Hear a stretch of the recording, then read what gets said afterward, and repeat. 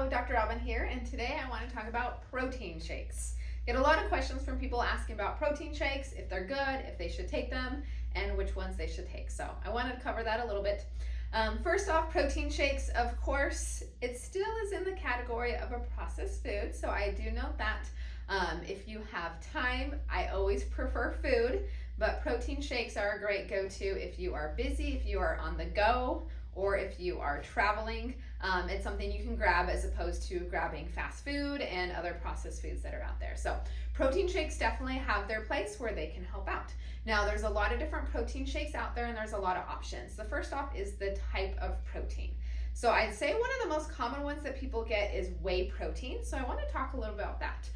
Why do people use whey protein? Well, believe it or not, whey protein powder started with bodybuilders. What did they want to do? They wanted to gain muscle. So whey protein is used and designed to help you gain weight. So if you want to gain weight and gain muscle, that is great. But I think for a majority of my clients and patients here, they're not wanting to gain weight.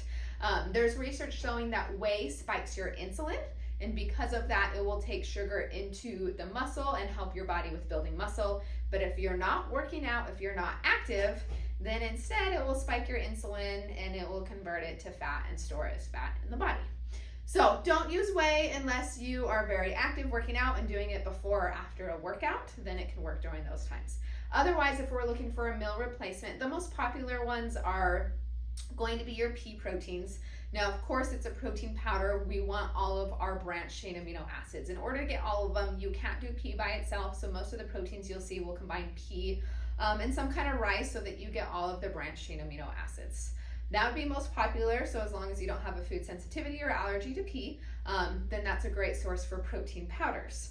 Now, when you're looking at them, you need to look at the ingredient label. So anytime you get any or online before you look, definitely look at the ingredient label. You're going to have showing, how much protein is in there. Most of them are going to be right around 20 grams, which is great.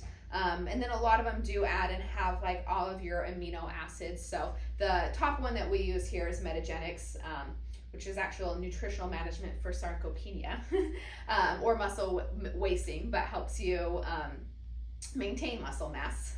But in here, when you look on the label, you're going to find something that says your ingredients. So once you look at the ingredients, it's going to say the type of protein that's in there. But when you come down, you're going to see what it is sweetened with. That's the next most important thing, is we want to make sure we're not eating any of the artificial sweeteners. So what are artificial sweeteners?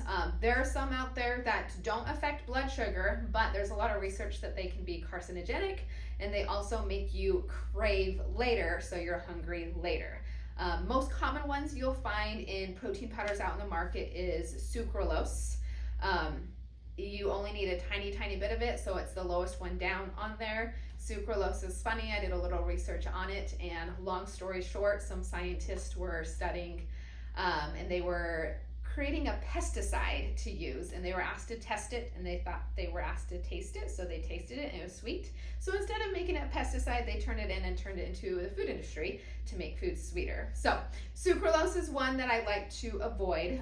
The question is, which ones can you have? So the top ones that are known to be safe that a lot of people hear of is stevia. So stevia is a natural sweetener. It comes from an herb, so it's not artificial. Of course, too much of anything can be bad, but most of the research right now is showing that stevia is safe. Of course, if you question, you can test with food sensitivity to see. So that's in a lot of them. And then the other one, and what we have in this one that we carry here actually is not stevia, but is monk fruit. So monk fruit is the other one that we like, which is a natural sweetener. We do use stevia in our detox cleanse. So oftentimes we'll do protein powders for detox, which has all of your proteins, branched chain amino acids, daily nutrients, and then also your detox properties. And then it's sweetened it naturally with that stevia extract. Every once in a while, one of the sweeteners you will see is sugar alcohols. That one, just be cautious of. Our body doesn't digest them, so little amounts is okay. But if you have large amounts, that will cause diarrhea. So that's the other one to watch for. So there's a little bit about protein powders. There are a lot of options out there from different places. So just make sure you're looking and reading the label. and getting a good one.